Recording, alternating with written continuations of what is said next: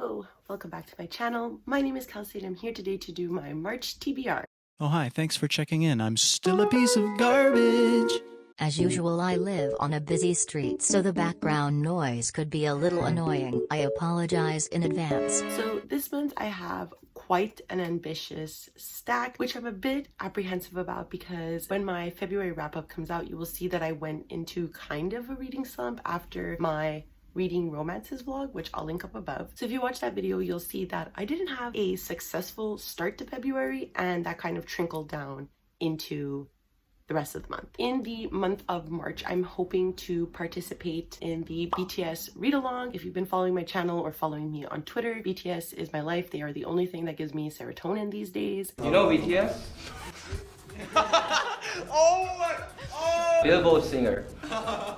They are my everything. So when I heard that this read-along was happening, I was super freaking excited and I jumped right away to participate in it. So I will leave a link down below to the Twitter and to the announcement videos of all the different hosts, because obviously they will dive into more details about the readathon. It is a month-long read-along, so it will go from March 1st to March 31st. So you have plenty of time to look at those videos if you see this later in the month. So majority of my books for this month will fall under these prompts. I do read more books in the month versus the prompts that are provided, so at the end I will mention the other books that I kind of want to get into as well. I am on Team Hyung, which is the older line. That means that I will be reading from prompts of Jin, J-Hope, Suga, and RM. So I'm very excited. Let's get into it. The first prompts are from Jin. So the first one is read a book over 500 pages. And for that, I am reading The Eye of the World by Robert Jordan. I am also buddy reading this book with my friend Silvia. I need to kind of go in and divide them per week. But I'm going to be honest, I have zero idea what the Wheel of Time series is about. I know it's like 11 or 12 books long and the rest of them were completed by Brandon Sanderson, so I'm really looking forward to that. All the back says is the wheel of time turns and ages come and pass. What was, what will be, and what is may yet fall under the shadow. Let the dragon ride again on the winds of time. You and I know just as much about this book. So if you've been watching my TBRs, you know that each month I'm also participating in the Buzz Wordathon created by Books and Lala. And what this is that each month there is a prompt, a word prompt that you have to try to fit in. This month's word is time, and it could either be the title of the book or the series name. So for this is the Wheel of Time series, and that's why this book fits. So yeah, like I said, don't really know much. Excited to kind of dive in blindly and give it a go. The next book for Jin is Read a Book with a Beautiful Cover, and this is a book that I've been wanting to read for a while. As you can see, I love this. This is The Power by Naomi Alderman, and it essentially follows a kind of dystopian future where I think one day all the women suddenly develop this power and the rules and regulations of like the patriarchy is kind of reversed once the women come into power, and it's kind of a discussion on that. It's said to be similar of The Handmaid's Tale by Margaret Atwood, which is one of my favorite books, so I am really looking forward to picking this up. I am also reading this because the Late Night Book Club, which is hosted by Noel, Elias, and Joel from Fictional Fates. I will leave a link down below to their channels as well, and they are reading this for their book club in March, so I knew I really wanted to partake in this because I've had this book on my shelves for a while and I've been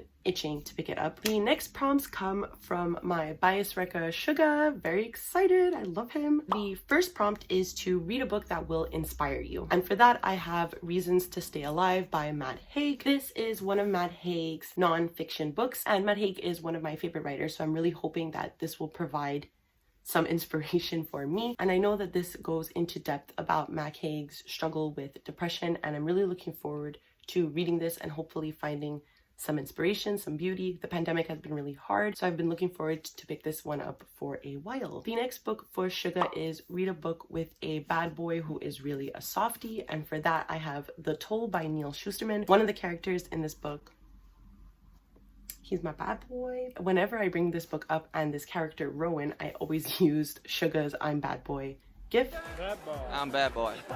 So I feel like it's just fitting that I read this book for this prompt. Essentially, The Toll is the finale in the Scythe arc of the Scythe series, and basically this series follows two characters, Citra and Rowan, and they are selected in the first book to become these apprentice Scythes. The world of Scythe is a future dystopian kind of world for us. Death has essentially been conquered. You don't need to die from old age, any diseases, everything has been conquered, so the only way to die is to be gleaned by one of the sides so that they can kind of control the population. The world is also like watched by this figure called the Thunderhead, who is like Siri, iCloud, that kind of thing. So this world really tackles a lot of issues within it, and I love Neil Schusterman and I love the way he's been handling this overarching plot. Very excited to see how this ends. I haven't heard the best of things, but I'm hoping that my love for the characters and my love for the discussions and the world that Neil Schusterman has created will really help me love this. And oh my gosh, I'm nervous to finish this series because I loved the first two books so much. Neil Schusterman's writing is so easy breezy and I feel like I will fly through this, hoping I love it. The next prompts are for J Hope. So the first one is to read a 5-star prediction, and for that I have another Matt Haig book, The Last Family in England. From what I know, this is a kind of reimagining of the Shakespeare play Henry IV, which I think I will also be reading in the month of March, just so that I have a basis. I haven't read Henry IV since university, so I just want to read the back of it because I think it's so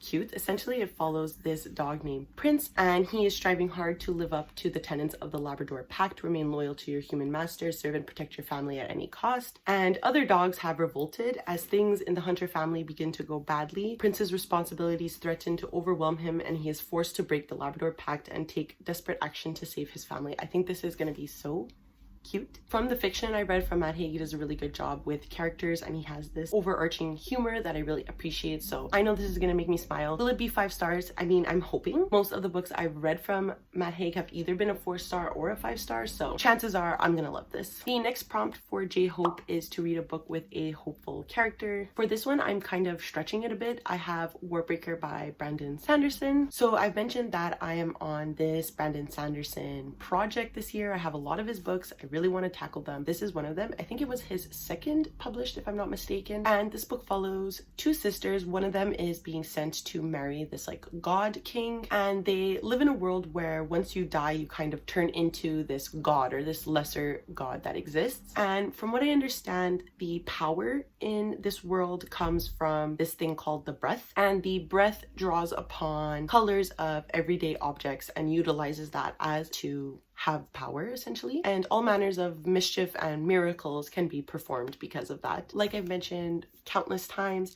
I love Brandon Sanderson. I really enjoy his world, his magic systems. A lot of people I know really enjoy this book, including my friend Danny over at Current Chapter, and I trust her. I'm hoping to really like this one as well. And then the last prompt for the young line is RM, and that's read a book with an epic battle led by a fierce leader, because RM is the leader of BTS. And so for that, I have Leviathan Wakes by James as a quarry. Does it have a fierce battle? I'm assuming so. By the cover, it looks like it has a fierce battle, and I'm assuming there is a leader. So I don't know much about this series just because I kind of wanted to go into this blindly, but Monty over at It's Monty Price had announced the Expanse read-along, and so I thought that this was the perfect excuse to get into a series that I've been wanting to dive into for a while. So in this series, humanity has conquered the solar system, and James Holden, from what I understand, is this leader of a ragtag group of people in the book. They are miners on Saturn, and one day when they are just kind of doing their job, they stumble upon something they really shouldn't have, and the story progresses from there as they are kind of hiding this thing that everybody wants. I don't know what the thing is. I'm just hoping James Holden is a fierce leader and if it's for this prompt. So, and then lastly, we'll just get into a couple of books that I want to read anyways, one of which is called The Final Revival of Opal and Nev, and this is by Donnie Walton. It comes out on March 30th. So from what I understand, this is a super exciting book. I almost put it for that prompt for a 5-star prediction, but I don't have the best of luck with ARC, so I didn't want to risk it, but this sounds so good. Basically, this book follows a fictional oral account of a 1970s rock duo who shot to fame in New York, but they have a lot of like dark secrets that they took with them into fame. So Opal is this really unapologetic, independent woman who pushes against the grain for her style and attitude, and she runs into this British songwriter named Neville who discovers her at a bar's kind of like amateur night, and Opal takes Neville up on his offer to record her. So this sounds so much like Daisy Jones and the Six, so I'm really looking forward to this. It sounds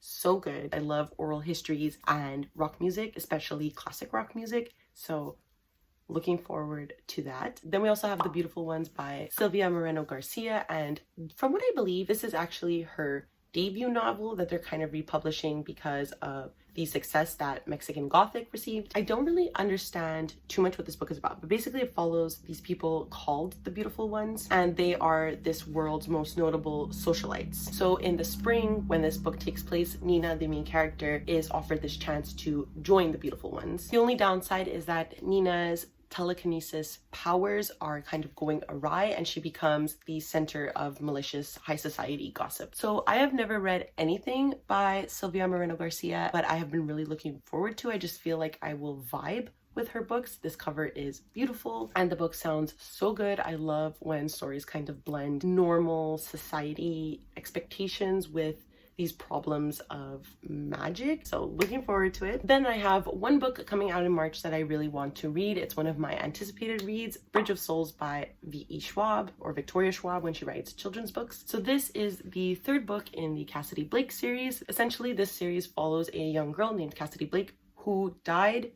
previously but was kind of revived. So she kind of lives in the world in between states. So she is in our world in present time, but can kind of go back in time and see the dead, which wasn't really a problem for her. However, her parents started this kind of like ghost hunter show, and they go to the most haunted cities around the world, and Cassidy kind of has to deal with that because she can actually see the ghosts. So each story so far has taken place in Europe, but this is the first time that they are back in the United States. They are in New Orleans. So far, I've really enjoyed the Cassidy Blake series. I don't think I won't enjoy this book, so looking forward to giving it a go. So if you watched the classics video I have a couple of classics on my TBR that I want to add to every month. And for this month, because I have a lot of big fantasy chunkers on the list, I wanted to give myself a bit of a break. And so I included a play. This is The Importance of Being Earnest by Oscar Wilde. It also has other plays within it. So one of them is Lady Windermere's Fan, and the other one is An Ideal Husband. Essentially, all these books kind of comment on Victorian society. I love Oscar Wilde, but I've only actually read one of his books, which was obviously The Portrait of Dorian Gray. I want to get more into his works. I've heard good things about these plays, so looking forward to giving them a go, and I hope that I really enjoy them. And finally,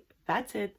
Let's hope that I read all of these. So as you can see, I'm struggling, and this is going to be a very ambitious month. So thank you so much for watching. I hope you enjoyed this. If you've read any of these books, please let me know down below. Do you think I'll like them? Do you think I'll hate them? I hope I like them. I would like to be warned if you think, based on my reading tastes, I won't enjoy any of these. Don't forget to like, subscribe, and ring the notification bell. Makes me feel really good. And if you want to see more content from me, you just have to click those buttons. I don't know how to end these things, so I guess I will see you next time. Bye!